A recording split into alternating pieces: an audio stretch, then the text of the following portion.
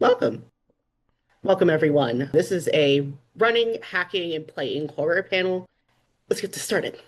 Horror as a genre can be a great tool to use in your ventures in any type of horror game. But horror movies aren't the only place to pull from. You can pull from many different forms of horror media, including books, real life, and even like other forms like podcast and also just art. Sit down with us and we can share about our own ways and approaches to running horror. But first, introductions and an icebreaker. Let's go by names, pronouns, and a favorite piece of horror media. So, hi, I'm Jellyfishlines. I'm not giving my whole spiel. I do too many things in TTRPGs. I'll plug those at the end. And I think my favorite piece of horror media for counting movies is Alien. I'm just obsessed with that movie. And the current thing that I'm really obsessed with right now in terms of books is actually my friend Briar's short story collection, Lupus and Fabula. It's so good. There's a Renfield story in here that I think y'all would enjoy. But let's go around the table and for our panelists, and let's go with the next person who is actually on my screen right now. Hi, Vixie. Would you like to introduce yourself? Somehow I'm not surprised that I was the next person up. All right. Hey, everybody. My name is Vixie Bell. I'm happy to be on this podcast today. I am an actual play producer over at the Pocket Dragon Pub, as well as a creative in many other aspects. You can find out more about me by visiting my link tree under the name Vixie Bell Cosplay. And my current favorite genre of horror, because I'm actually not a big horror person, but I've gotten into horror recently and have somehow become the Junji Ito of horror TTRPGs. Very happy guy, very dark shit. Anyway, so my favorite horror piece currently is The Magnus Archives by Rusty Quill. I love the podcast. I'm currently running a TTRPG in the Cypher system. And of course, I had to run it in God mode because I wrote the story before I read the rules. That happens sometimes. But anyway, that's me. I'm going to pass it on to the next person that I see next to me. I apologize for any butchering of pronunciation. Today is a day for me. So, Madeline Colley, would you like to take the stage? No, not a problem. Madeline Colley is Thank you, basically my Madeline name. Colley. Mads I for needed short. No worries. No worries. That's okay. someone called me out on my pronunciation, and now I'm just Oh, no gonna worries. be paranoid about it forever. No, Thanks. no worries. No worries. They, them pronouns, and I've been a part of Open Hearth for a few years now. And yeah, I run, play a lot of games on my own channel, and I have a YouTube channel with some playthroughs of different games, especially the Between and some Brindlewood Bay, Apocalypse Keys, like some mystery horror stuff that I really enjoy that we'll get into later. Since I couldn't pick and I have a list, I'm sorry. I'm gonna say favorite movie, Event Horizon for horror, favorite horror podcast, The White Vault. Hello, I have a t-shirt. Thank you very much. And series, The Fall of the House of Usher by Mike Flanagan. Catch me on my YouTube channel as well as on Blue Sky and stuff. And pass it along to David Robles. That's me. I'm David Robles. I am part of a actual play channel and podcast called Streaming Rainbow. We do kind of a little bit of everything. We are a collective of GMs. I have four other partners. We in that way we do a lot of different things. We're able to support live streams on Fridays and APs that rotate, usually smaller anthologies or miniseries, 4 to 6-ish episodes. I am currently working with one of the other Streaming Rainbow GMs on a horror system actually called Fathoms. We've been working on it for about 7 months now.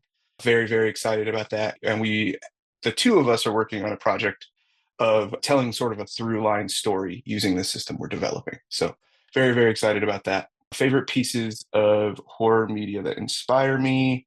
For movies, my favorites will always go back to the 80s slashers for horror. Huge fan of George Miller and Hitchcock, right? Pioneers of film. But for my money, I guess I have to go with like Friday the 13th. It's probably my favorite 80s slasher. For books, I'm really digging lately, and it's an inspiration for an upcoming campaign, Annihilation, which would probably fall under like psychological horror, and podcast. I heard somebody mention a podcast. A little adjacent, but I like lore, the lore podcast as a big inspiration for a lot of the stories we do.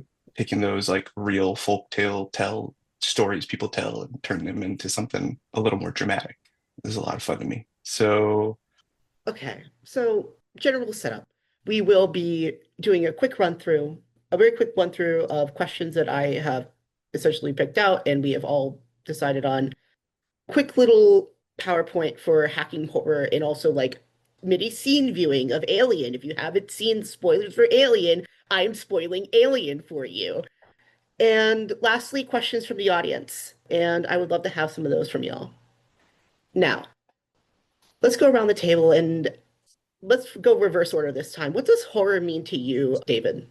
A big thing we talked about in designing the system and why we wanted to move away from for sure D&D, but also we were using Chaosium's Call of Cthulhu, which is great, a wonderful system. But for us, we wanted to lean more into the horror, and we felt like the essence of horror to us is, and to me, is lack of agency, which is sort of what makes it hard in traditional TTRPG systems. But it's this like lack of feeling of control of where the story's going to go, of what's going to happen next. And that's a cool feeling when you have particular TTRPG table, when you have trust and all your safety guidelines built out and everybody knows where it's not going to go, but where it goes, where the story goes and what's going to happen next, that element of it. And particularly feeling powerless, which again is like an opposite, right, of what we think of when we think traditionally TTRPGs. It's the ability to tell the hero's story and the hero's journey in a way where they kind of always end up on top. And so playing horror is about learning to find the wins to me in a loss of control. What does horror mean to me? Basically, it's like in general and like in thinking about the media that I consume or that I take to heart and use as touchstones for when I run my games. It's usually characters starting off connected in some way. I do love with the games that I run where they are like, you know, obviously together, like either grouped or, you know, there's a setup of like some sort of like bonding questions. It's like, you know, how do we know each other? Or like, you know, why are we together or something like that, or loosely, tenuously connected. But then there's something as they go along in whatever adventure or whatever storyline that they're following, they're torn apart from within. Either something comes up and like, you know, whatever little trust is there is just like, wait, what do you mean you have my stuff? No, wait, what do you mean? Like, you know, this happened with my sister or something. So they're torn apart from within. And then from without, depending on what creeping horror is like, you know, stalking them or whatever is happening in their environment that's sinister. So basically from both sides and around them and within, it's just like, it's just, that's the horror that is just starting to overwhelm them and making them descend into madness, like physically, mentally, and emotionally. So survival is not guaranteed. And even when it is, it's hard won with a lot of sacrifice usually. So, and I hate to say it, but I do have like a lot of play to lose games that I either run or I play myself. So it's kind of like that's pretty horrible. That's pretty much my definition of horror. Someone has asked for a clarification between lack of control and lack of agency. I am not going to answer that. So, David, would you like to clarify what that means? Yeah, I think that specifically in TTRPGs, there's in almost every system, there's a mechanic. Fate has fate points, Chaosium uses luck points, and it's a way to make a win happen. And typically, like even in design, you are in most encounters, unless a DM wants you to be, and it's a specific like lesson or like not lesson, but like a story beat of like you lose first and you come back stronger kind of thing. There's always somewhat of an unsaid understanding that it is more, maybe it's only 51, and maybe this is my experience, right? But typically it's like you work with your DM to get to an ending that is obviously both fulfilling as a player, but I don't know very many other D&D campaigns where most people are alive, happy, well, and have everything. It kind of goes a little bit to what Mads was talking about, where it's like, if you win, it's going to be hard. If you win, it may cost you sanity, limbs, family, etc. And in that way, right, it's not a complete loss, right? There's no, I tried to mention quickly, is this a quick answer? And now we're prolonged because it is a little bit controversial, right? And that's why horror is something that you have to have incredible safety tools. And I think that communication with DMs as well as chemistry is very, very important in that to make sure you're staying within a safe game. I hope that answers a little bit. I just want to clarify too, like from my point of view, because like I think we're going to get into that question deeper when we get into the safety tool question. Yes. But I also want to clarify, there's lack of control in terms of like, when we're talking about characters, because again, play to lose usually means it's like, we're talking about the characters. They descend into the madness and to like, physical pain and just whatever ends up happening within the bounds of like the safety. Okay, like we don't want to see like graphic gore, like that's in the safety tools and such.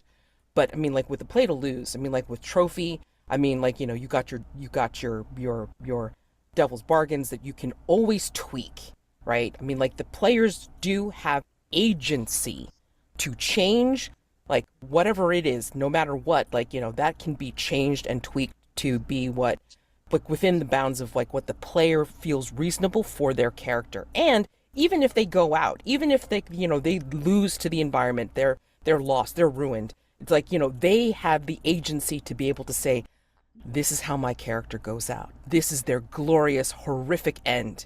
They're the ones narrating, not the GM, right? Yeah. And it's like, so that's their agency. So they have like the characters have the lack of control, but the player has agency on being able to determine that. And then with a game like The Hunted is like, you have the ability to resist certain circumstances. Like, so with like, they're what the hell is it? I'm sorry. Like I always get this stuff wrong. Like for the effect, like if it's horrible, like, you're going to break a leg or something like that, you can resist that circumstance. You can resist that effect and then see if like, well, you don't break a leg. Maybe like, you sprain an ankle or something like that. So you have agency to be able to help your character, like David said. So, I mean, like, again, there's some tools within the game as well as with safety that helps with the characters to be able to kind of get through those circumstances, but the player has agency to control that. So hopefully that clarifies. I think that there's the also certain agreements that go into certain games that you go into as a player. It's the same concept as if you're sitting down to play this game, this is a part of that game. And if that's not you, then don't sit down and play this particular game. Alien, the RPG, is a great example of that. You are in the movie Alien. You are probably going to die. Like the only thing in our game that's functionally immortal are cats. And that was because of a specific line that a player had that said, please don't hurt the animals. The cats are now functionally immortal for that reason. But the players are likely going to die when they fight the alien. It's the alien. Another game that's a great example of that is Morkborg. Morkborg is you are going in knowing that the end result will be death. The world is literally ending. If you play out the full campaign, you literally see all of the signs of the apocalypse, and then the last thing that happens is you all die. So regardless of how your campaign goes, that is how it ends. And if you can't play that game with that agreement in mind, then you shouldn't be playing that game. That game just isn't for you. But that's also something important to note with horror TTRPGs, that specific ones will tell you this is end game. This is what's happening at the end of the game. And if you're not okay with that, this is probably not going to be a game that you're going to enjoy, and you should find something else. So that is, I think, another crucial aspect when you're looking at horror TTRPGs. Yeah, to me, it's like every game has restrictions and has some amount of lack of control, right? You can't just invent a spell and play it, right? And even a DM that's working with you in the most expansive is going to be like, oh, well, we got to put some limitations on it. We got to put some, right? And to me, it's horror is just smaller limitations and smaller constructions in that way, right? It's tighter. It's more streamlined to tell a different story. And just like Vixie and Mads very eloquently say, and I don't need to repeat, right? But in my experiences with my players, to give examples, I told them before my first venture into this horror campaign, right, SS Sophia, I said, look, straight up, you will be lucky if one of you gets out alive. I like a last girl kind of trope. So if that can work for the story, that's like what will happen, right? And if not, then like you have to be ready for that kind of thing. And if that's not the game for you, exactly like Vixie said, moved on. And to give an example of something like what Mad said about like, this is how my character goes out. one of my characters in that campaign. You know, I even suggested a way, and they said, no, I think it's this, right? And they like really reveled in the ability of wrapping up their character's story in a way that felt profound and moving to them. And I mean, we still talk about it a year and a half later, right? As like such a cool moment. Yeah, it's character loss of agency and control. And in some ways, right, there's a meta bleed between the two. Players have a little less control over where the story goes, but that's the agreement you go into playing the game, right? What question was I on again? Oh, I We got into discussion. Sorry. The first You're one. good. What horror means to That's you. the What does it first mean to one. you? What does it mean to Well, you, I Jelly? didn't actually answer that question Yeah, because I we was gonna say, immediately I got totally derailed screwed that by another question that needed clarification, which is how I got into this discussion. But yeah, so what horror means to me when it comes to horror, I think that humans are probably the scariest thing in this world because everything that we invent becomes reality in some way, shape, or form. Scary things are only scary because we talk about them. We know about all the Appalachian myths. We know all of the stuff is just stuff that we've handed to each other through time.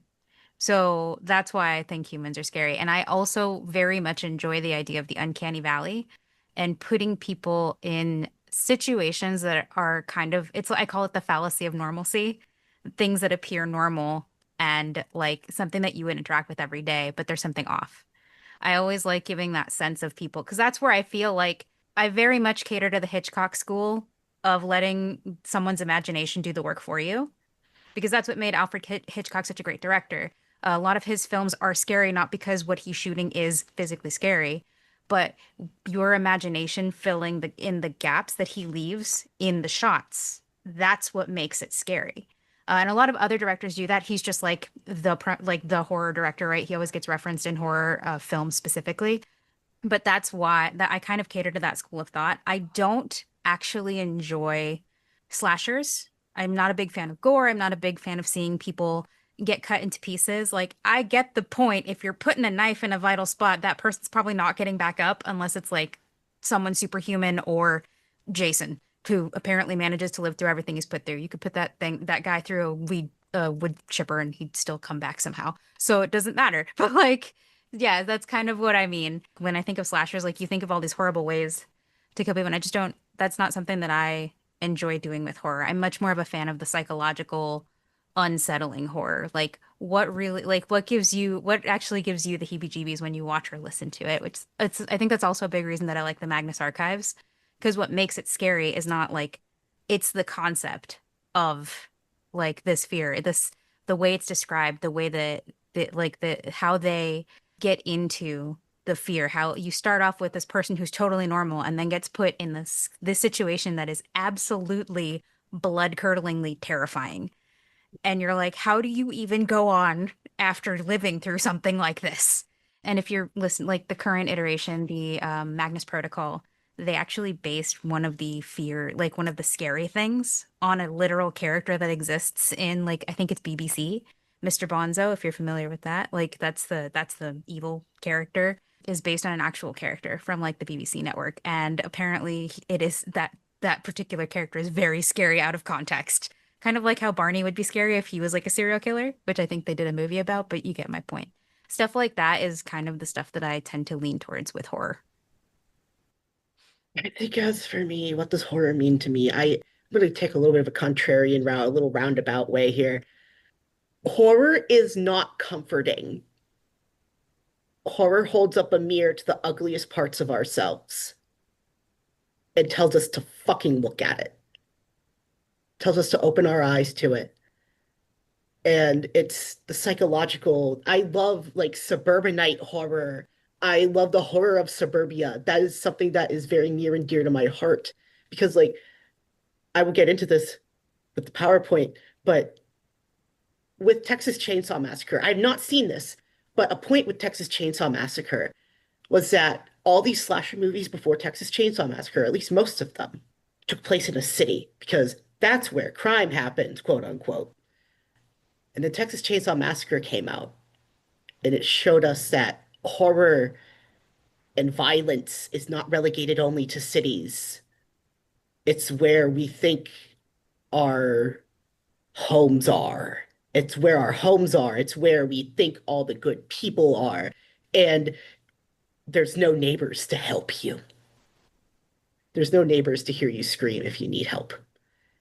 And it's basically horror is not comforting. It's something that is to chill you. It's something that's imagine a railroad spike and you have the hammer. Horror holds the hammer and the railroad spike to your back.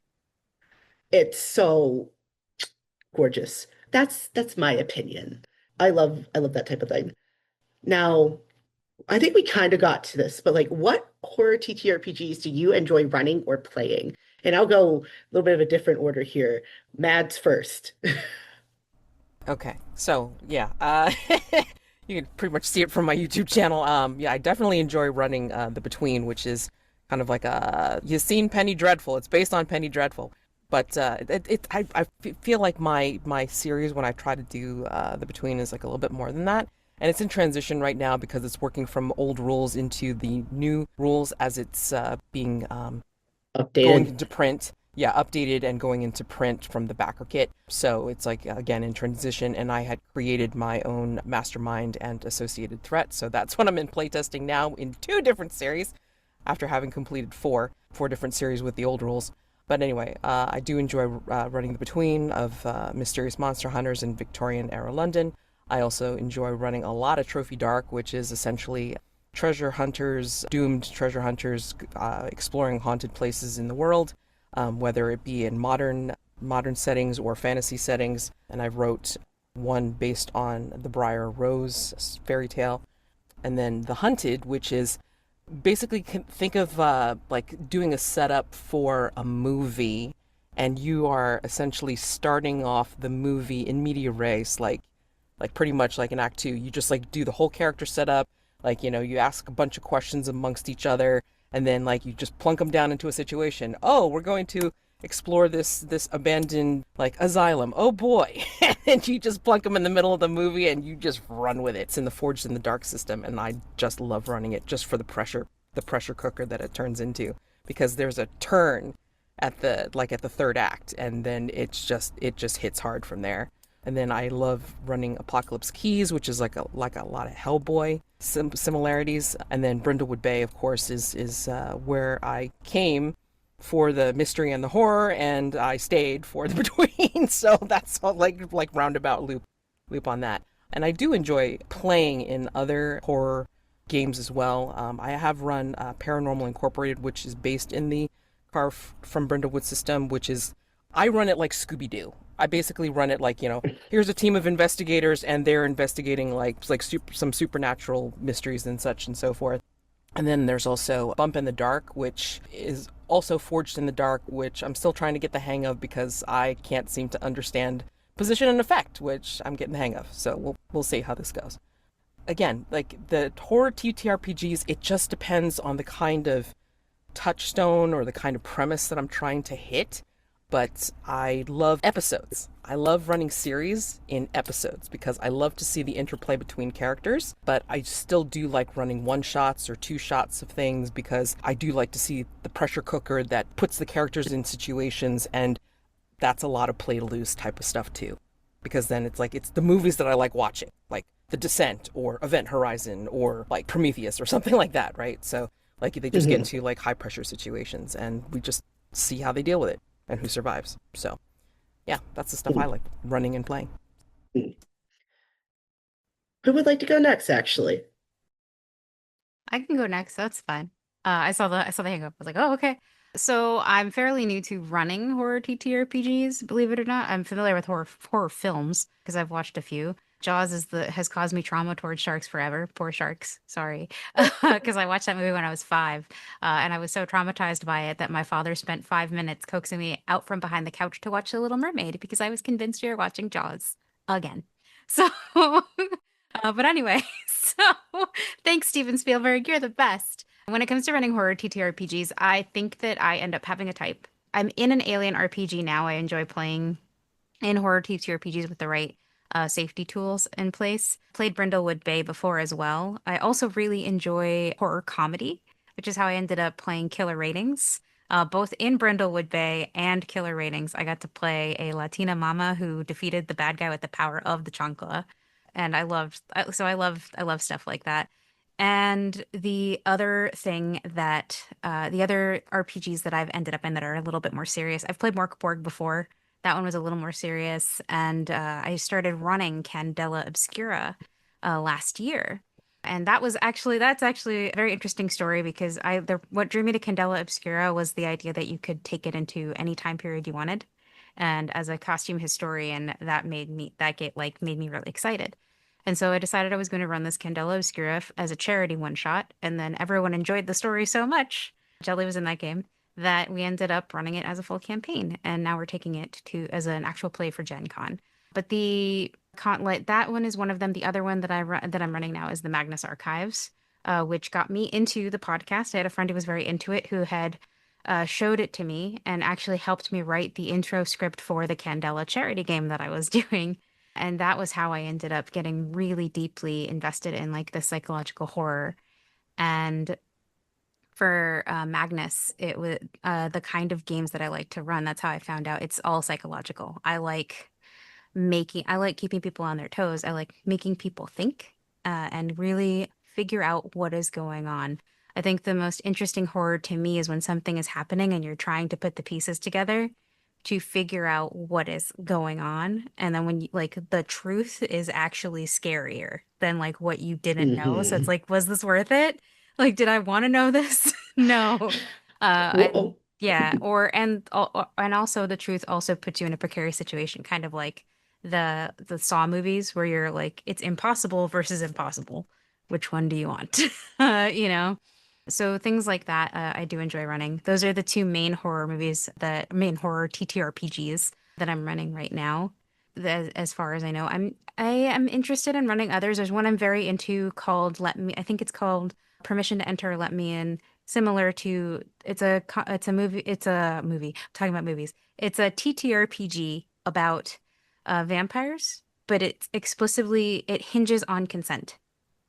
So mhm. a lot of the game hinges on consenting to allow the vampire in your space.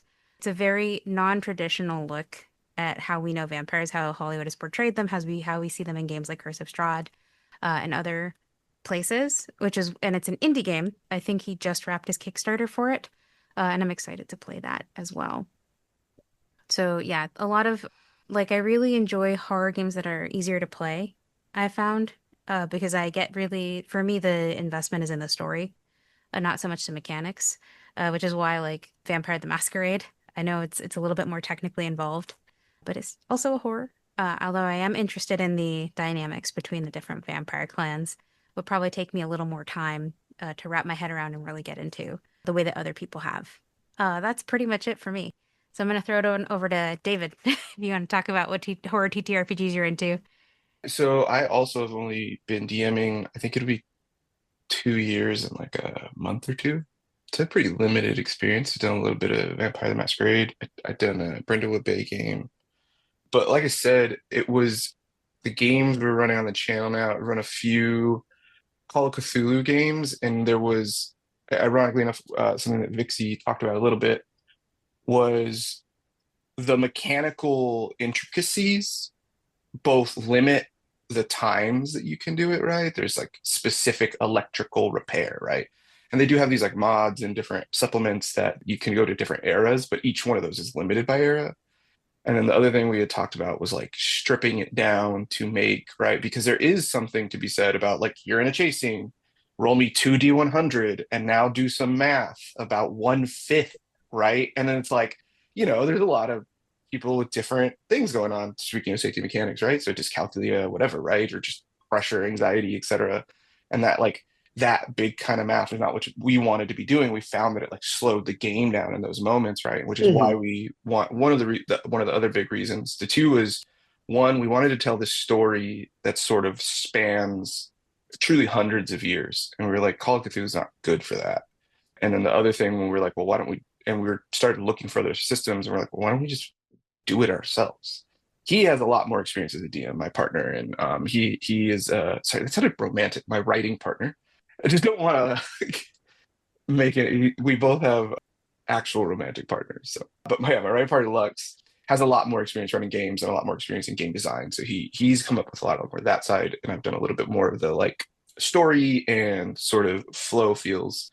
And yeah, so stripping down the system, it's called Fathoms. Stripping it down, you have a dice pool actually. So one of the things we talked about was like resource management, and it was the idea of like, how do you even in the mechanics make people again like ratchet up the pressure a little bit, right? So you got a DC whatever check, and I've got 5 D6s left, 2 D8s, and my 1 D20. Now I have to make a decision because I know this session's going to be like a little bit longer, right? So again, speaking of that like psychological horror, we wanted to have that psychological horror sort of like permeate in a meta way in the mechanics. And then yeah, I like we run episodic. So I'm about to wrap up my third, sorry, I should say. I did Curse of Strahd, and then we did one called SS Sophia that is a cruise ship in the 1920s that there's an eldritch conspiracy on board that the investigators uncover, and I won't spoil anything else. And then right now, currently running on our channel is Mythos of War Journey through the Pyrenees, and it is a group during World War II, the very, very early stages of World War II in the Pyrenees Mountains, trying to rescue some family members and encountering another conspiracy. Nice. Pretty good stuff. So you like psychological horror? You like episodic horror content? Come check us out. If I had to pick a game for horror, oh God, this is a nightmare to pick. God, oh no. I stuck myself with my own question, damn it. There's a lot more that I didn't mention. So Oh God, I've played way too many games for my own good. That's the thing. But the game that got me into TTRPGs was Call of Cthulhu. The game that I no one mentions it, I was gonna be very upset. Yeah. The game that got me into horror in TTRPGs was Call of Cthulhu. That was back during the pandemic. I was playing 5 games a day. I had nothing else to do. Don't ask. I can't pull that. I can't pull off 2 in one day anymore. Now, if we're talking about my horror like TTRPG bookshelf that I have literally right next to me, I have Apocalypse Keys. It was the first game I ever ran. And despite the fact we had quite literally a full house, which is what I use in short reference to, every playbook was in play. Don't do that. Don't do that. It's a nightmare. Don't do that. It actually ran quite smoothly, strangely enough, because everyone was on it. They all knew what they were doing. They all knew what they were there for.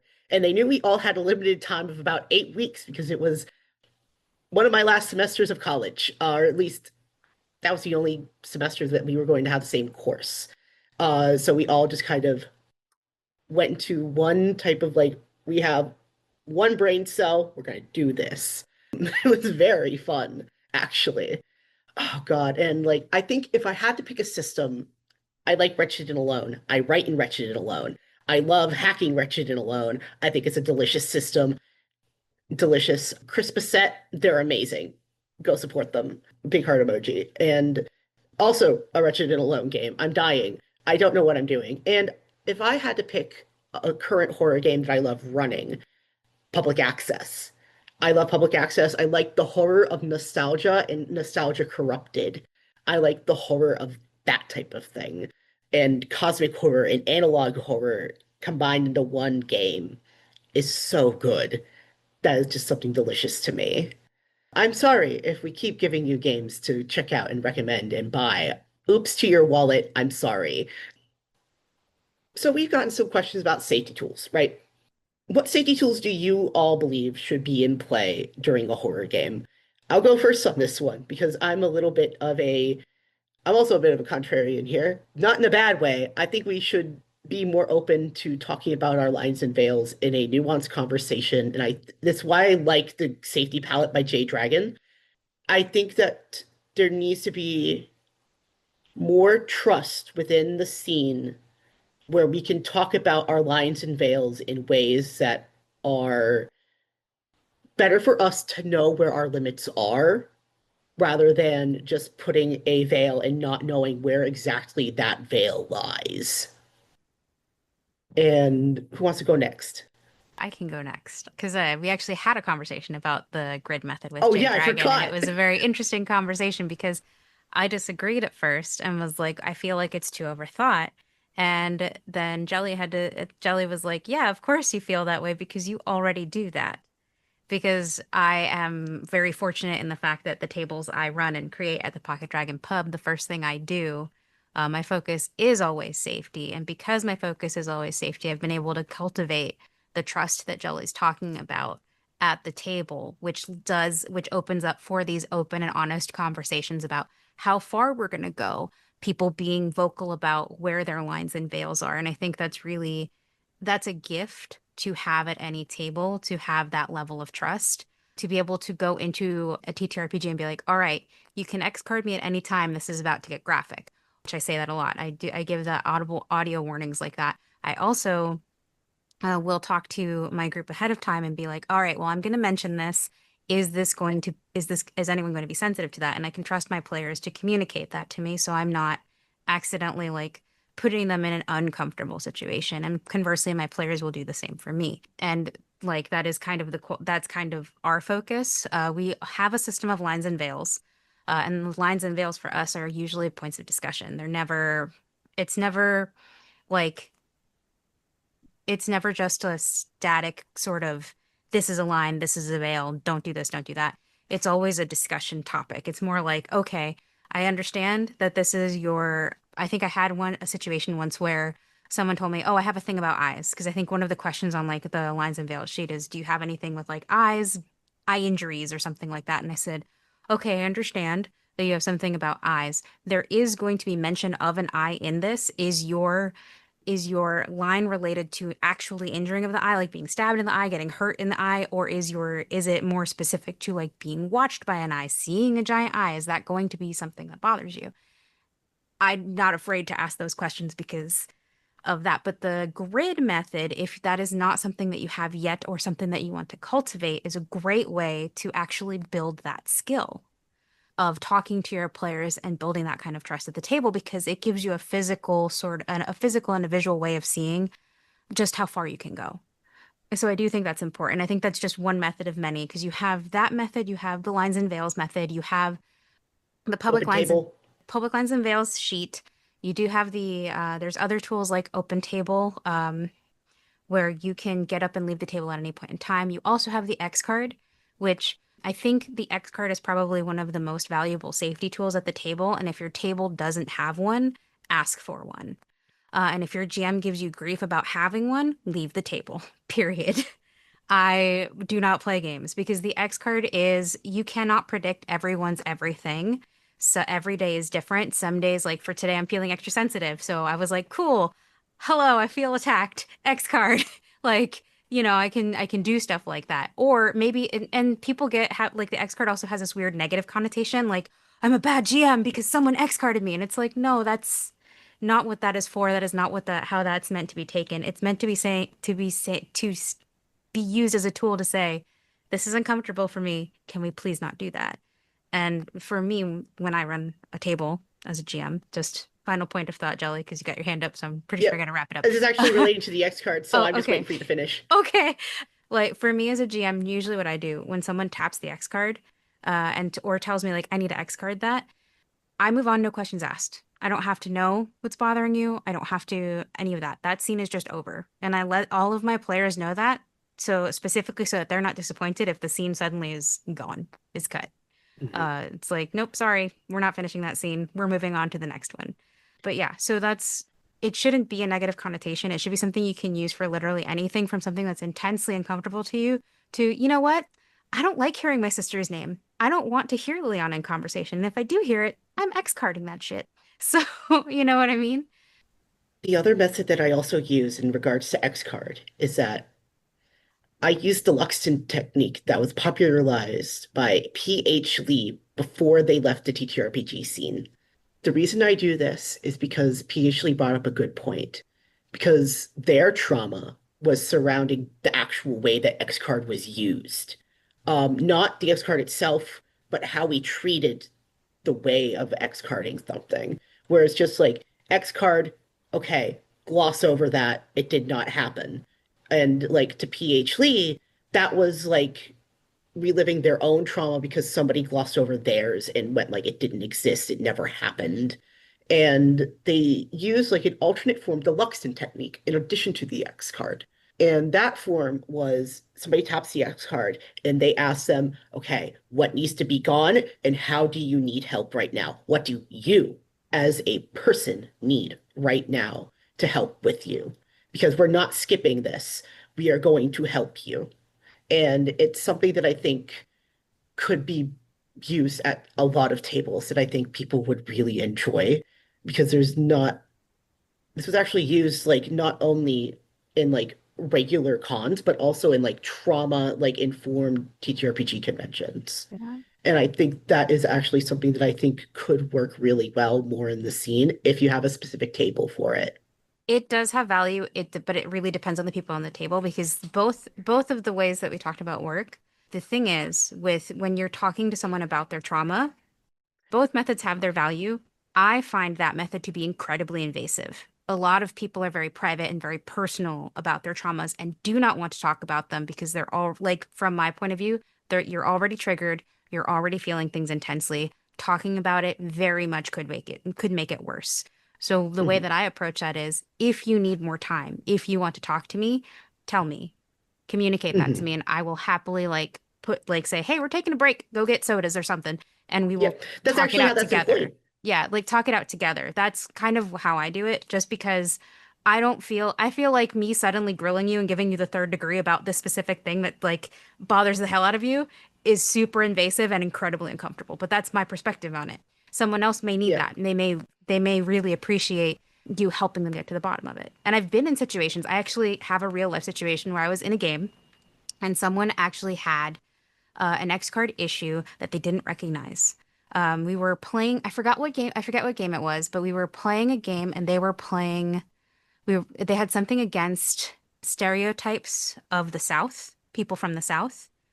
And they were so incredibly uncomfortable during gameplay and they got very upset and they started going on and on and on about, well, I have this, that, and this. And I put a hand on their arm and said, hey, do you want to X card this? That's a thing that you can do.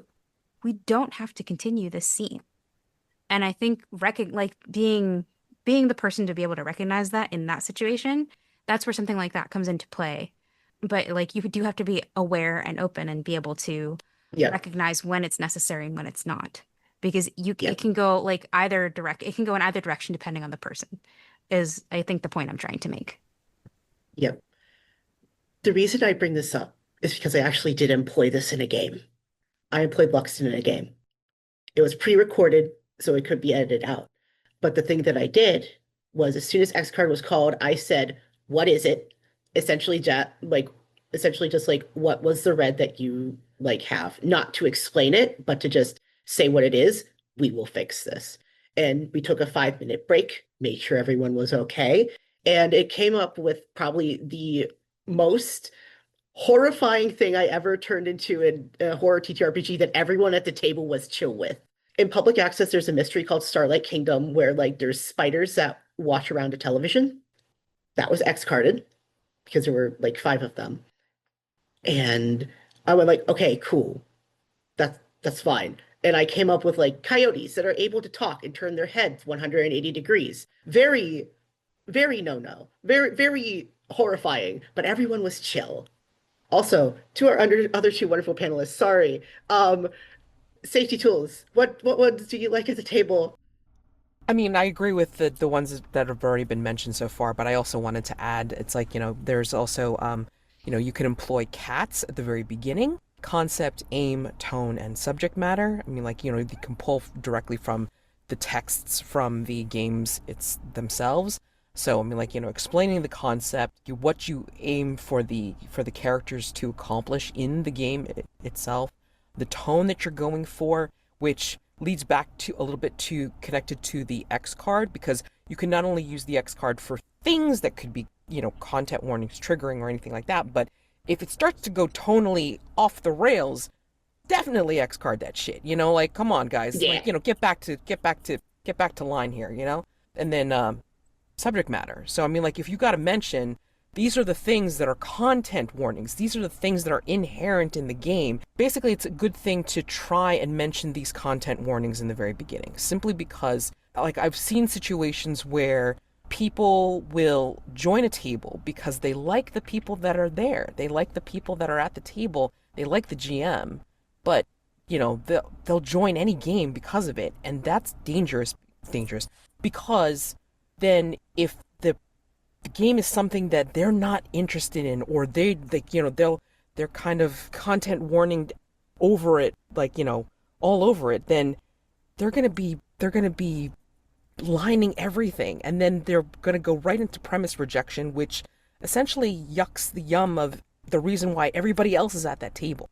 Totally disrupts Yeah, the exactly. entire rhythm and flow of the table. Right. So, you want to make it very clear in the beginning with cats, especially with the subject matter mentioned. Here's all the content warnings, folks. These are the things that are inherent to this game. I can't change it. These are the things that are gonna be mentioned. These are the things that I can't help it. It's gonna be here. It's part of maybe a major NPC. I can't take it out. So please, if this is something that is aligned for you or a veil for you, just be aware that I'm not going to be able to switch it. I'm not going to be able to switch it out. So this may not be the game for you, right? So you want to make that mention in ahead of time. Yeah. And then another safety tool that's good to mention as available is script change. So script change has pause, which is pause. Say that, and then we stop, and the person who paused just kind of mentions it's we're gonna get near weird territory, maybe in the lines and veils tab, it's under the ask first column, it's can we kind of just be careful when we get near this particular piece of content, whatever. And then they're the ones that can say, okay, I think we're ready to go on, or whatever, right? Or agreed on by the whole table to they're ready to go on. And then rewind, oh wait, that decision was can we kind of go rewind back to a point just before that and try a different direction, maybe? Because we actually did that once for a game of Inevitable, because it just went completely bazonkers in one session, where the ending was just holy shit, and all of the table agreed it's maybe we should rewind it completely and then try a completely different direction. We had to rewind it to try a different tack. And then fast forward. So either you don't want to completely role play out a moment, right, or a scene, or it's this stuff, this content does not need to be role played out whatsoever, right, for whatever reason. It's kind of a related, maybe a little bit to content warning or X card or something like that, but people can just call fast forward, just fast forward to it, time jump jump to something in the future, or a different scene. That's fine. So script changes is another kind of safety tool that you can use towards horror, and it kind of works within that kind of genre anyway, because again, you could have cut scenes, you have going to someplace in the future, or rewinding in the past, flashbacking or something like that. So kind of in a weird way kind of makes sense in the story as well as for the game mechanically too. So you can use those tools for kind of keeping your game as safe and as full of agreed upon consent as possible, I think. So Yeah, at the channel we have Achievement Rainbow, we have pretty laid out and extensive safety rules. We use lines and veils. There's some discussion about including some other stuff right now in the pack. We have a whole packet we send to new players, as well as and then we each have our own personal process. So I'll kind of talk about my own, and I would also like to say, just to clarify or whatever, right, or sort of consolidate my thoughts about everything, all the great information you guys have said. To me, as someone with such a little experience as a DM, I think it's important that you don't you can have your favorite tool for the game that works for you most of the time, right? But this is about toolkits, right? There's a time where different approaches based on table, based on experience, based on et cetera, that's going to be more intuitive or less intuitive for players, or more comfortable, et cetera, right? And so it's, to me, I've loved hearing all these different perspectives. because it's given me a way to even like look, even in this moment, right? Look back at certain moments and be like, yep, that's what happened there. Like and so, but for my personal process, I do a lot similar to what Mads was talking about with the cat system. I've screened out a couple players for things, and not screened out as in like, sorry, you're gone. It was just, yeah, hey, this isn't the right, the story you're trying to tell, the things you're touching on are too close to this to me, right? And yeah, hey, let's reconnect at another table. There'll be another game that has a different vibe, a different whatever for you. So to me, it's a lot about that both pre-care and aftercare to me, right? I don't know if it's been mentioned yet, but like Stars and Wishes or Rosebud Thorn, etc., right, are an essential part of your safety toolkit. And then in addition to that, doing those, right, sort of like, what did I like? What I didn't like? What am I looking forward to? I typically will follow up with players afterwards and just be like, hey, in case there was anything not public, right? Is there anything else you want to say? Just DM to DM or DM to player, right? Kind of like away from the group to create that in case there is people who are like, well, I have a problem, but I don't want to talk about it, or I don't want to be the one that like makes the table slow down, or etc. Right? And then I play a lot in my series. I play a lot with friends, but I got to find a way to do this, I guess. But a lot of it too is just check-ins. Hey, are we good in the next? Like, what's our mental state? Are we ready to play this game? If we need to reschedule, we need to reschedule, right? And like that's part of my safety tools too. So I like this last series, I scheduled. It's only 5 episodes, but I scheduled it out 7. And I said, hey, we got 2 out of the gate. Like, if you have, please give as much warning as possible, right? But if 28 to 48 hours out, you're like, I'm in a terrible place. I am not in a place to go into a worse place and get back out in a way that doesn't disrupt my life, then let's do it. Because I don't want to get a game that's either like half cocked or not, sort of like people aren't in it, but also I don't want to hurt anybody, right? Like, I don't, this is to me like, and anybody throw out the X card, this is too far, right? But it's kind of like kink play, right? It's this idea of like, it's a delicious pain we want to enjoy, but if it's done wrong, it's abusive and terrible. Yep. Matt, sorry. No, I mean, I just wanted to like, relate something to that. I mean, because I think like, what you're describing is like, also like, good use of like open door, right? I mean, like, if people like have shit going on in their lives, of course. I mean, like, I encourage them, and I use it too. I mean, like, open door. I mean, like, if you're not in a good headspace, please God, like, take the open door, to rest and recover and like, get yourself in a better headspace, so please take the open door, like, do what you need to do.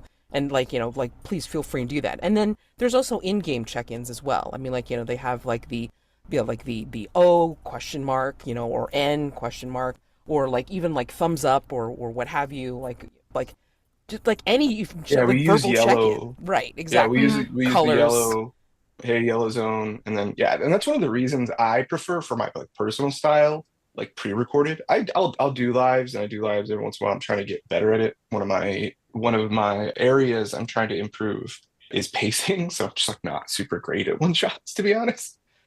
David, you and me both. All right, pacing souls, man. We're at the back of the train together. So that's one of the reasons I like pre-recorded in that way, because it is easier to say. And I think it's just like being in tune. We already talked about this a little bit, right? Like, so in addition to having an open, I'm a huge advocate as well for open conversations about lines of veils. Whether you do the grid, whether you do the individual sheets, and then you go sort of like, these are our yellow cards, these are our red cards. What's too far? Where is it? I don't want to like even tread on accident right around that. Love that. But I also like to run typically multiple session zeros to get a real feel of also, I don't know if anybody else has like a stage background, right? A lot of theater kids come up in the team partner trust is so important. And like, you can't really fake that, and sometimes it happens like just, you can get in and get there, right? And some people have that magic. I've seen it happen in front of me. Session 0 with complete strangers, and I knew immediately, and we're still friends 2 years later, right? Like in a Discord together, communicate every day, jumping on, like it was crazy. But that's like a one in a, however many shot. A lot of times you got to build that trust of like, and this, it bleeds a little bit into like performance improvements too, right? But like, it's all tied together in that way of like knowing when somebody's going to pause and how long those pauses are, right? And like having a feel for that, because that also plays into safety, because then it's like if I feel like every time I'm trying to like do something and I'm getting stepped on a little bit, that's going to in a negative way add to my feelings of anxiety or frustration or whatever, and then everything else becomes a little easier to irritate, right? A little easier, a little more sensitive, a little more raw, like a chafing. So building that trust in those session zeros, in those conversations is so big. I cannot emphasize enough trust and chemistry in a horror game. Agreed. That's very important. And I think I don't know that I would run multiple session zeros. I think what's really important is having the conversations and feeling comfortable having those conversations. If you're in a situation where you're at a table, because I've been in the situation, so I'm speaking from experience, where your grievances, your complaints, and what you have to say isn't being taken seriously, isn't being taken into consideration by anyone, GM or the other players, then you don't need to sit at that table because a Mhm. good table will listen to each other. They will build that trust. Also, as a player, some tools that you can use to make sure that you are at a table that isn't going to give, like, so that you have the best experience at the table. Don't be afraid to ask the GM any kind of safety questions that you have. Don't be afraid to ask the GM for content warnings if they didn't mention it. Be that guy, be the loudmouth that asks these questions, because a lot of times what's going to happen is you'll see how much the GM values the session zero. You'll see how much the GM cares about content warnings, and you're going to see what kind of game you're going to end up having with this GM. And I'll be honest, not all, like I had a GM where he didn't take any of my safety concerns seriously, didn't feel he needed to run a session zero, didn't feel that he needed to do any of the stuff that needed to happen. And the end result was that I left that table because I didn't feel heard. I had a lot of problems with the game that I didn't feel I could air, and it all turned into one big long complaint letter to him because I didn't feel like I could talk about it. And so here you go. Here's everything that I was feeling, you know? And I think you don't need to be at a table like that. You should be at a table where you can express yourself and you can have those conversations and not be afraid to do that, to do so, which is why I go out of my way to make sure that everyone feels comfortable expressing themselves at any table that I'm game mastering at. That's definitely like a thing to look for whenever you're sitting down to play a game, any game, not just a horror TTRPG, but especially with horror TTRPGs, because these topics are so, like, we're talking about fear, we're talking about horror, we're talking about, let's take all of, like, it's funny because we wouldn't think of it as a horror game, but like Monster Hearts has incredibly Yes. triggering content. The safety tools for that game have to be very intense because it literally everything that's on the lines and veils sheet is in this game. So it's like such a hard game to GM because you have to be so very careful with a lot of the context that's in that game. And games that you wouldn't think need safety tools. The Wild Sea has a specific race that is a giant bag of spiders. So if anyone has arachnophobia, you have to say something. Like there are things like that. As you continue to do it and as you gain experience as a GM and you start kind of internalizing what's on lines and veils sheet, that becomes kind of your default list. And then you can tweak it to like what like specific things that players have. And you're like, oh, Mhm. this mentions pregnancy. A lot of people might have a line about that. Let me check in and make sure. Okay, we have a line. We're not going to talk about that. Stuff like that starts to become second nature. The other thing that I would like to mention when it comes to stars and wishes, that conversation, that aftercare is also very important. It is something else that I do, but we also do something called sparkles at my table. Sparkles are basically where you highlight something that you're proud of, that you had a moment of, specifically for moments when when you feel downtrodden, when you feel like you haven't contributed enough to the table, when like those moments when you're like your internal voice is telling you you weren't good enough. It forces you to look at how you played and find that one good thing that you did. And I find that that is a very helpful tool to help players feel included and at the table. And there's something in Exalted 3E that I like as well. If you've ever played Exalted 3E, they do a thing at the end of every session because it's meant for campaign play. At the end of every session, you do that, but you gain points for that. So it's kind of incentivizing the idea of looking at your play in a more positive way. And I think Mhm. that's something important to have in every GM's toolbox because at the end of the day, the bottom line is we're all here to play a game. We're taking a break from our dumpster fire of a reality to put ourselves in the kind of situation that we're going to have a blast in, whether it's horror, whether it's fantasy, whatever genre it is. If you're not leaving that game with a sense of, wow, that was great, I had so much fun, then something's off. Something has to be addressed. You know what I mean? That's my perspective on it. And I think safety tools are a great way to, and having like, not just having like a set of tools, like everyone has their default tools. They're in skincare, they call them hero products. You have your hero products, right? But it's also worth noting being aware of all these other tools, because whether you may not be aware of it, but you may already be doing them, like me with the grid thing, with having like those kind you don't and having those tools, making them accessible to others helps create a healthier table dynamic in general. So that when we do come to play horror games, you aren't getting like, oh man, we played Curse of Strahd and it was the worst, you know? Because I actually I actually have a TTRPG horror story about a Curse of Strahd game that we'll share another time. But that's what I'm saying. Like, you end up with less of those and more of like, oh, I played Curse of Strahd and it was so fun. I had such a great time. That's what you want at the end of the day. So you want to have a good time and you want to make sure that everyone else has a good time too. So, yeah. One last question that was presented to me and sent to me because somebody couldn't make it here. Many horror films and novels have personal stakes for characters. So in RPGs, what are some ways to make it personal? I would like to like have time to show that scene from Alien. So I'm going to ask for at least one thing on how to make it personal. And from me, yes, go ahead, Vixie. No, I was saying just one. That was all I wanted to say. Just one. Yes, just one. For me, it is investing. Not if your table is like right for you and you got it, and they're like, I'm going to essentially like you present your backstory, GM gives you the thumbs up. If you trust that GM enough to say, just fuck me up, fam, just fuck me up, just fuck me up, just kill me if you want to. I don't care. I love you. Mwah, little kissy on the forehead. Just do whatever you want, essentially, and like within lines and veils. And it's just like, yeah, I'm personal about like the loss of character agency. I love it. I love it so much personally.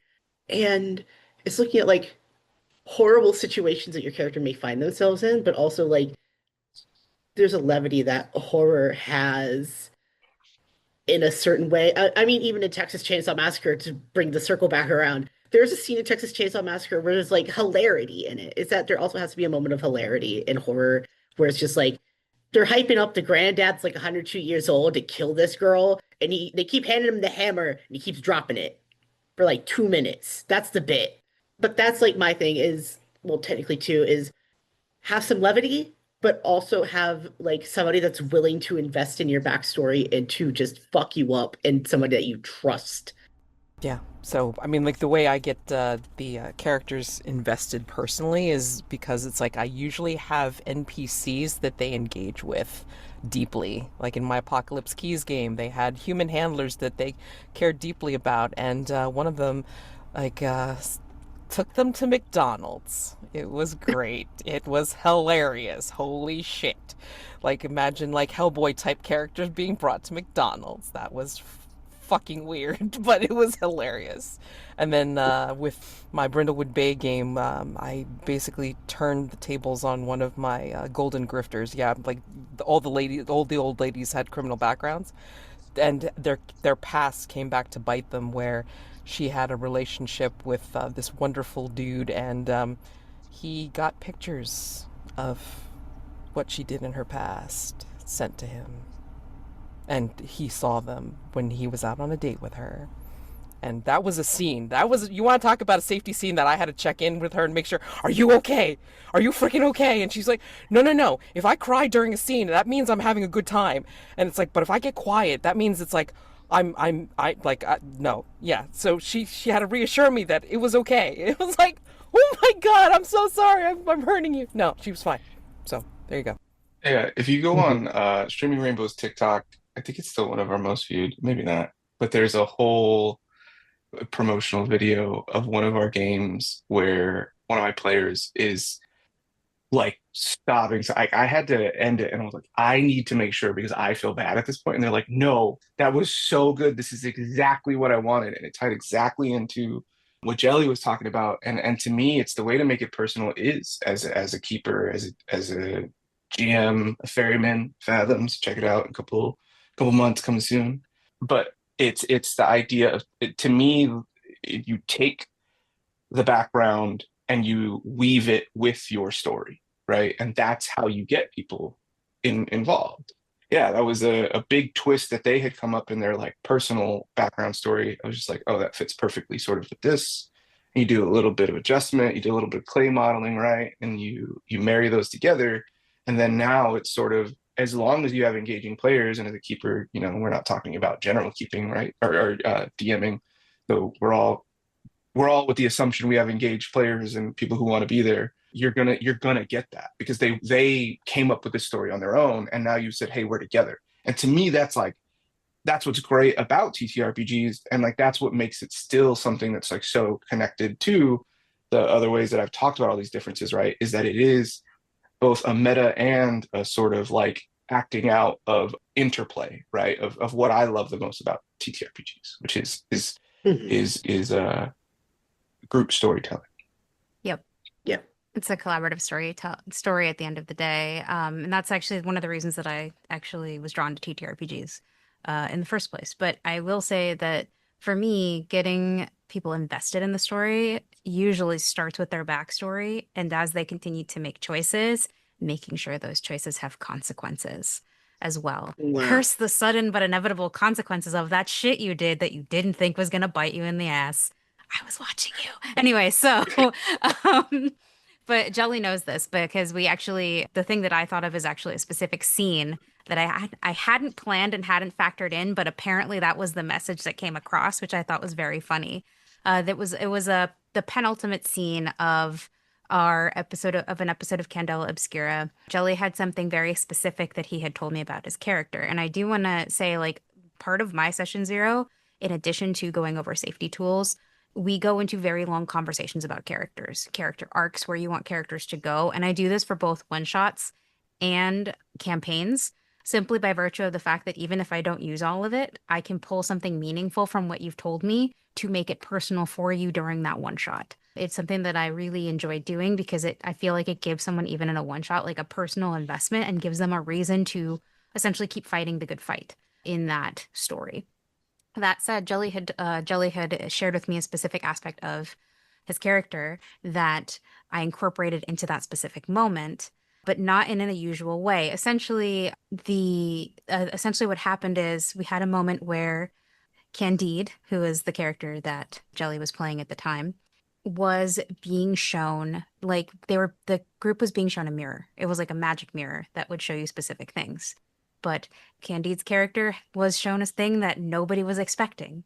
Not to give away too many spoilers because it is going to be going up before Gen Con, but to see the entire room, like the entire table, sort of gasp and go, what? And start going full Charlie Day conspiracy theories, like completely going nuts trying to put stuff together after the game.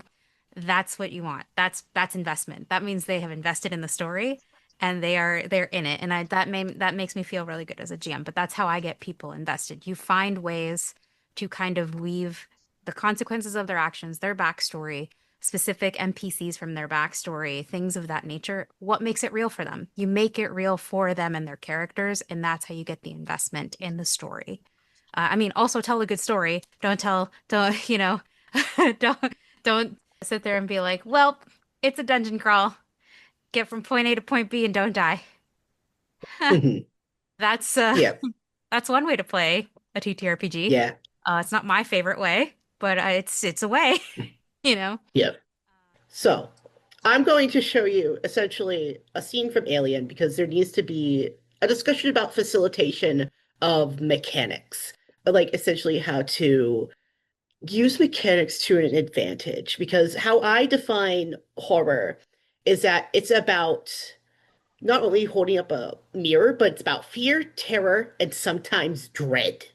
So I love Alien. I'm going to use Alien as an example. I am going to play a short clip from just after everything starts going to shit from Alien. It's after the chestburster scene. If you don't know what I'm talking about, go watch Alien now. But yeah, I will be opening that tab and sharing that scene with y'all. And it's not the chestburster, it's after.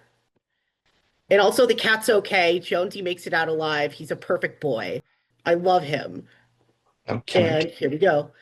Keep an eye specifically on the chains in the background. Can't Watch hear the it, but chains in the background. oh, yeah. Mm.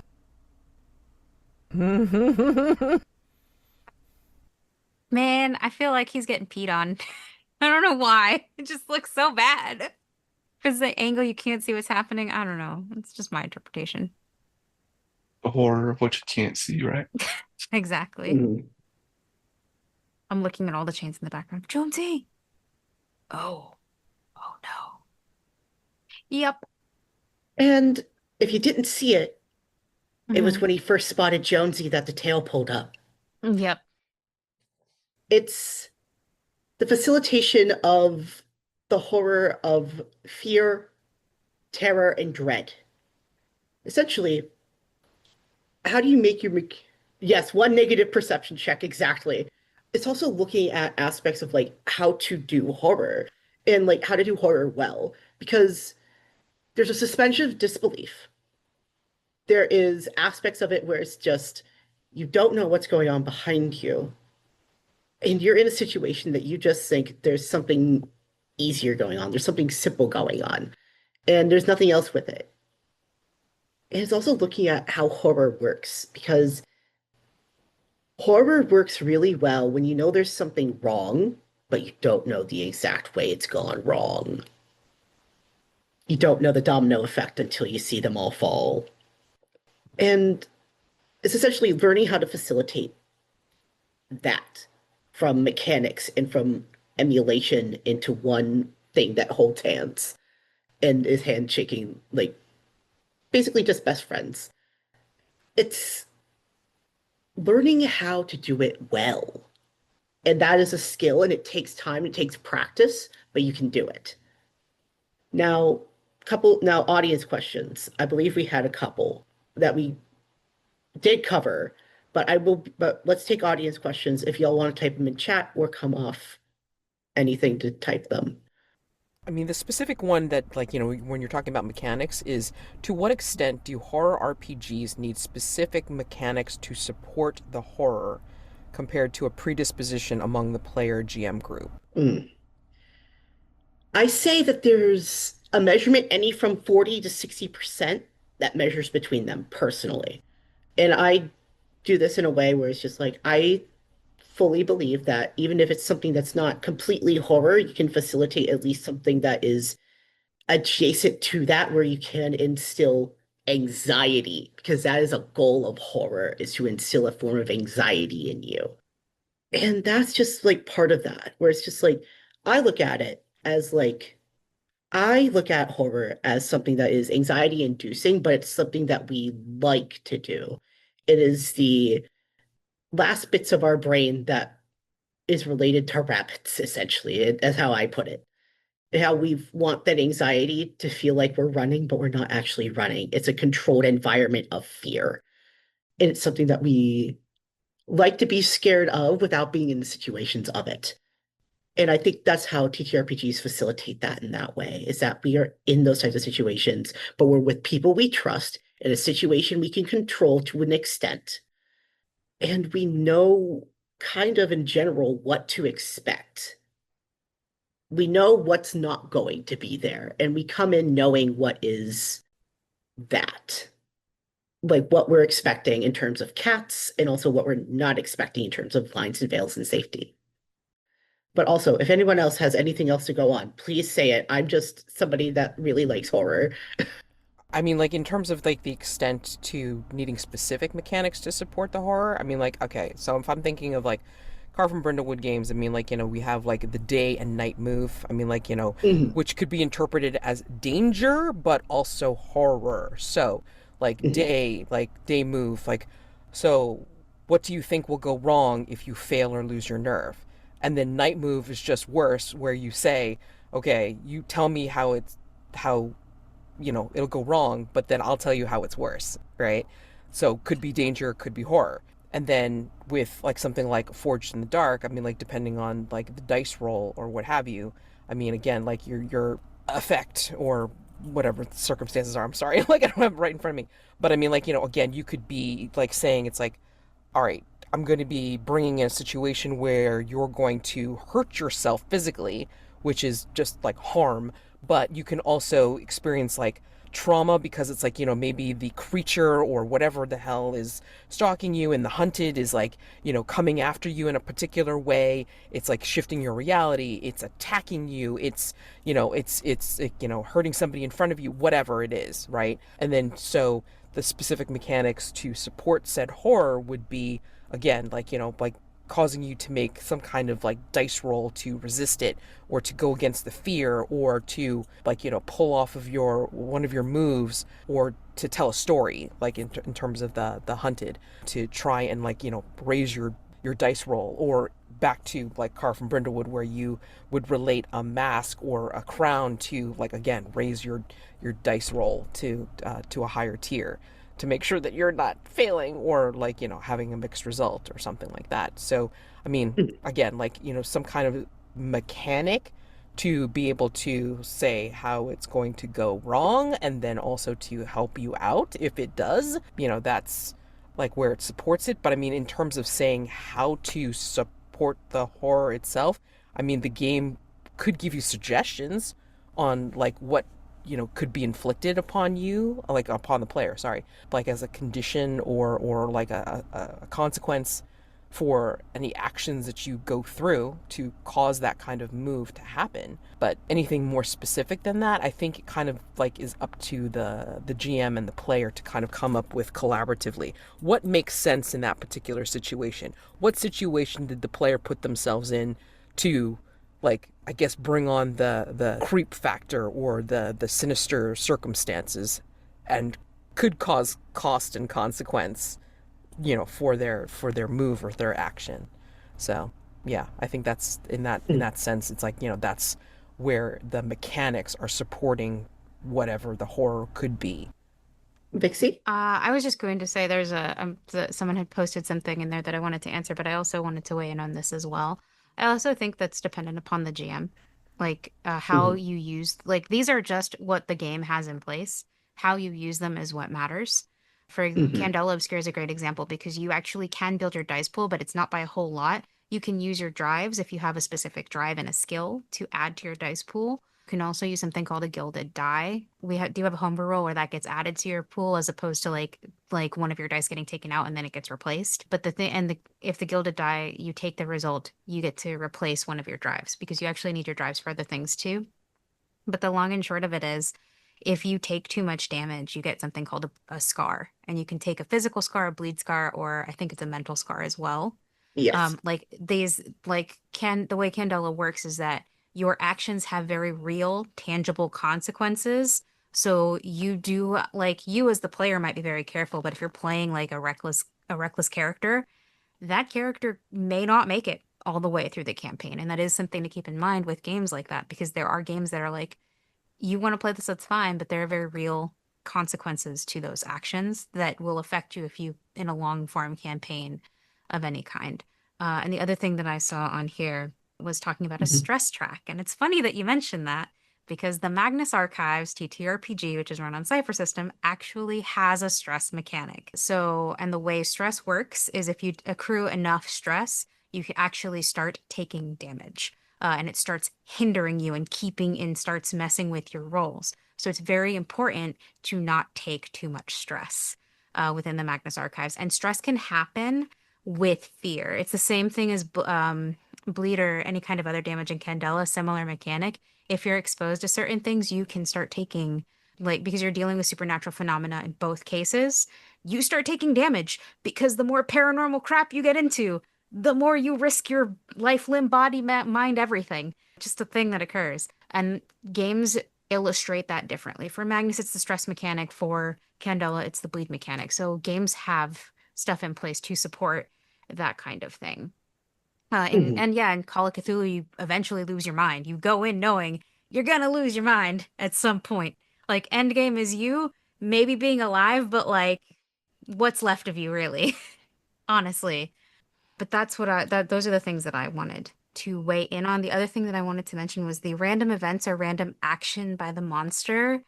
Nothing's ever random when you're the Mhm. GM.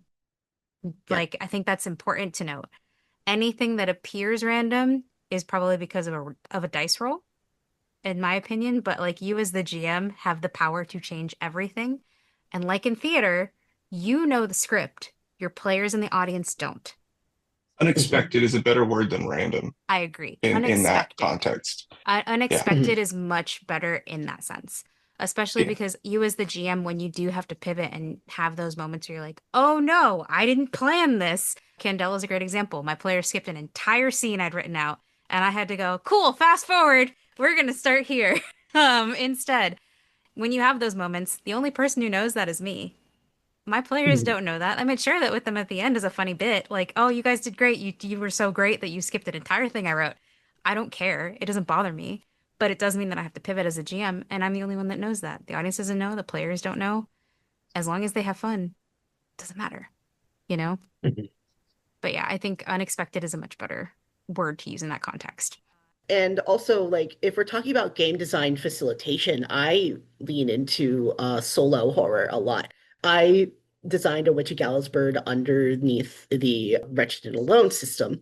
One of the key things of the Wretched and Alone system that is so gorgeous is like just the tower. That is the tower, and that is the four kings. There are two different ways that you can basically lose. There's a lot of ways you can lose, like Wretched and Alone games. One of them without a tower is from playing cards, pulling cards, which is just like four kings, and that is game's over. You die on that last king drawn.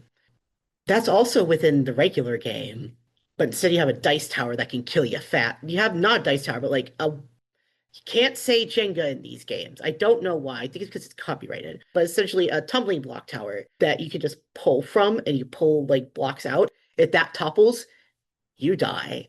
And the best facilitation I've seen about that is in a game that's also Wretched Alone, but it's a spy thriller. And it's called Blood on My Name by Kiana Shaw and Jason Cutrone. And it is a spy thriller. And as you pull cards and they tell you to pull from the tower, this house of cards, this tower, this plan that you have that's precarious. And as people die, you're getting closer and closer to the person that killed the one you loved, but you're also letting yourself be known that this is you, and people are going to start figuring that out. And that's some of the most beautiful facilitation of a tower mechanic I've ever seen in a Wretched Alone game. It's not even horror. And I'm just like, ah, wah. But yeah, I think that's where I live in that sense. But David, if you have anything else to add. I think that like mechanics wise, I don't want to go on too much about what's been repeated, but I think to break it down to like general rule, you need something with consequences. You need some sort of, right? That's to me, genre has elements. They're keys and things that tune us in, right? And one of those for horror is attrition, the slow loss of whether that's the individual losing mental health, physical capabilities, etc., and then being hunted, whether that's again by your own mind, by eldritch forces, by a werewolf in the woods, and being hunted encompasses a lot of that, right? Unexpected attacks, creepy signs that there's followings or ominous feelings of being looked at and viewed, right? So as far as like mechanics, I think you just need the attrition, whether it's stress, tower mechanics, etc., right? All of these elements. So I think to me, that's what's a great thing about TTRPGs. You could take any system as long as you tweak it and add your own little thing that like you feel helps the story along. I think you can use any system really. I would put it probably closer to like 80-20. I think you need like the more important thing is people with the right mentality that they want to tell this kind of story and they want to be in that. Mm-hmm. I just want to share one thing, like real quick, to address the whole like random thing, because I just wanted to show this particular thing from one of the games that I run. Yeah, so this is from The Hunted, and this is the guide reference sheet for the GM, basically. And when I said random, like, for the hunter, the creature that hunts the characters down, like, you get a pool of myth points, depending on what starting with how many characters there are in the thing. and you use each myth point to do these particular hunter moves.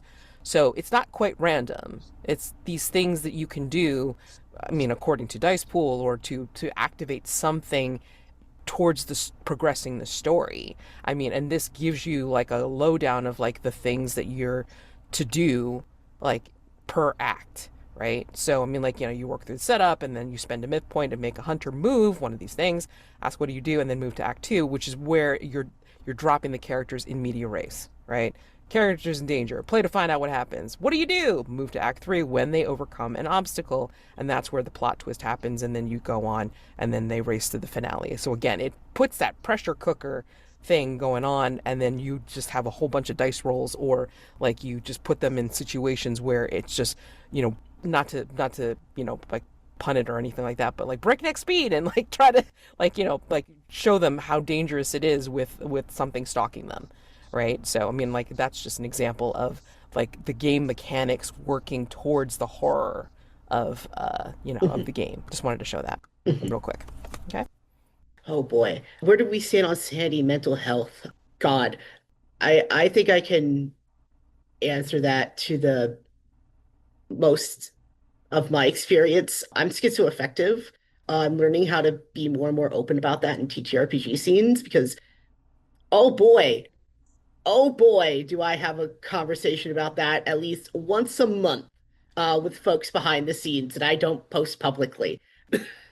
And that is that I think that there's ways to do it right and ways to do it wrong, and a lot of TTRPGs do it wrong. I think there's a way to do it right that is better, and a way to do it wrong that perpetuates stigma. And I think a lot of TTRPGs have, even with good intentions, end up doing it the wrong way. And I'm higher sensitivity reader that is schizoaffective or schizophrenic, anything underneath that umbrella. Please, at TTRPG companies, do that. But yes, Vixie, yeah, I saw you come off mute. Oh yeah, because I was waiting to talk. Because I do think I know Cthulhu has a sanity mechanic Mhm. that is involved as part of play, and I think if it's a mechanic that has actual like mechanical consequences for you, that's a different situation than you actually actively playing a character with a mental health issue. I cite there is, oh my gosh, there's a movie where he was playing a character that had DID and did it poorly and ended up playing into a bunch of stigmas. Oh my gosh, I can't remember the name of the movie now. It's Uh, called Split. it's called I think I Split. know what it Yes, is. Split. I Yep, was yep, not, yep. didn't want to say it wrong on camera. But yeah, it was the movie is called Split. And it's a great actor, incredible performance, but definitely propagated stereotypes about the mental disorder that are not true. And I think that's really important if you want to bring a character that has a mental health condition to the table, regardless of what it is, having that open and frank discussion about how to portray that. We did something similar. It's not the same because it was not a mental health disorder, but we were getting ready to play a Wander Home game. And I had an able-bodied player who wanted to play the veteran playbook. But he told me, he's like, I would like to play a character that has lost a limb, because if you're familiar with the premise of Wander Home, it takes place following a war. And this particular character had participated in the war and lost a limb as a result. And we had to have a very in-depth discussion about that because they were an able-bodied player. They had never experienced life in that context. And I wanted to make sure that if this is the kind of character that he wanted to play, that he play it without catering to ableism and sliding into ableist practices and stereotypes that come with having a prosthetic limb or missing a limb. I think that's a very important discussion to have at the table if you are going to play a character with any kind of mental health or physical issue that's deeper than that, like, that's deeper than surface, I guess is what I would say. Um, Mhm. but yeah, so that's definitely a conversation that needs to be had at the table. And I honestly wouldn't even touch it unless there's a specific mechanic, like in Cthulhu, that's like, there is a sanity mechanic. You are gonna lose your shit. So let's talk about what that looks like because we have to have that conversation. But other than that, unless a player at the table is really married to the idea of playing something in those veins, I really wouldn't touch it. It's too easy to fall into Hollywood stereotypes and end up offending someone. And I don't think that's fair to the people that have to live with these things every day, that have to, that have to deal with the everyday life with conditions like DID, with schizophrenia and all of these things. It's not for entertainment, is the way that I view it, If you're going to illustrate it in a realistic way, because a lot of people really are uninformed and still believe a lot of these stereotypes. Absolutely. Big heart emoji. Thank you, Vixie. Sorry. What I mean by that response for a next panel is that I hope to make a panel about mental health and like disability in games, essentially. I really hope to do that sometime soon. And I want to have like a panel on that with like disabled creators at the helm. It just big heart. And also outros. I know, Vixie, you gotta go. You got 10 minutes. Let's do outros. Vixie first. I was going to do that, but I was also going to point out something else. But yes, hi everybody. My name is Vixie Bell. I've been a friendly neighborhood panelist here at the table. Thank you for having me, Jellyfish. Thank you for inviting me. It's been a pleasure sitting here with David and Mads and Jelly, as always. Thank you for letting me sit with you guys and chat a little bit. And to all of you who are listening, thank you so much. I did want to point out that I am hosting a panel about marginalized creators at Gen Con 2025. It is called Tabletop Rainbow.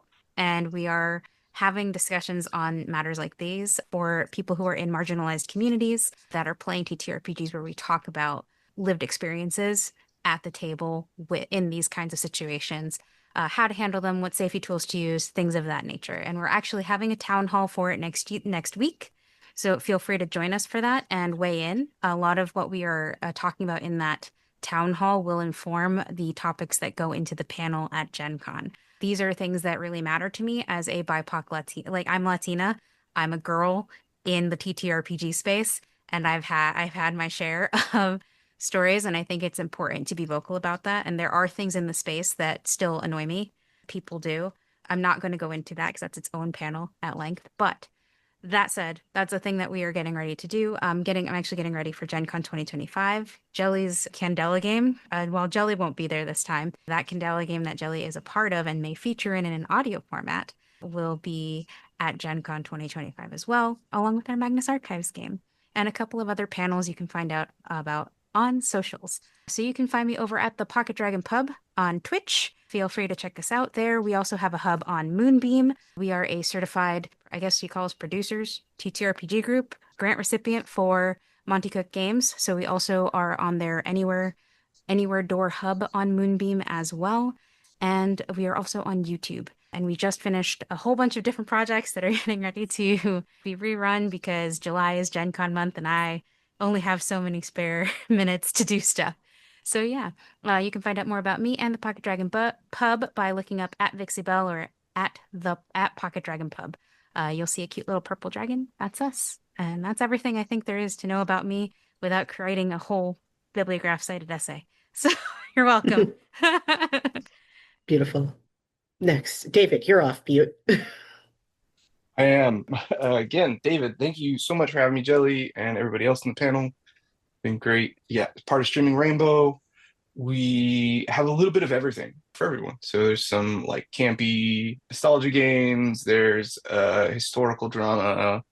Like I said, if you're into psychological horror that does political social commentary, SS Sophia is about class conflict and the way in weaving in Elder Tor in that. And right now I'm doing Mythos of War Journey through the Pyrenees. That is an examination of fascism and duty to justice and what that means. And so check us out. SS Sophia is up for, Jules, my incredible player, is up for a crit. So if you're watching those, wish her luck, wish Jelly luck as well. Oh yeah, and everybody else. Yeah. So yeah, check us out and thanks for having me. Bats? Hi. Yep. I'm Madeline Colley, they, them, and I'm found on Discord as well as on YouTube under Madeline Colley. On my YouTube channel, I'm just playing a lot of series, mostly the Between right now. Probably going to have like a mini series of a Trophy Gold incursion soon, like probably in the fall, and I'm gonna do a couple more like one-shots of different games coming up as much as I can fit in, like, with the schedule being what it is as it goes. But yeah, I mean, like, just in my own little corner of the TTRPG universe, like trying to play, run, and create. And also, it's like probably planning to go to PAX Unplugged later on in the year. That's pretty much it. So yeah, thank you all for having me, and it was great. And again, thank you for inviting me onto this panel, Jelly. Appreciate it. No problem. And I appreciate y'all. And as for me, I do too much. Like I said, I write, design, do layout. Please hire me for that. I need monies for PAX U. And I also do AP things. I run AP podcasts. I review TTRPGs. I do a lot. Find me everywhere at jellyfishlines.card, CARRD.co. And you can find me on Blue Sky at jellyfishlines.itch.io. And also, you can buy my games. You can at jellyfishlines.itch.io. Go find them. People say they're good. Thank you. But yes, it's been great having y'all. I have no idea how to end this otherwise, but thank you. Thank you all for coming. Appreciate you. Thank you. For the Open Hearth community. It's like, yeah, thank you very much for coming. So thanks a lot for coming, guys. Appreciate you. Thank you all. Thank y'all. Bye. Have a good one. Bye. Bye.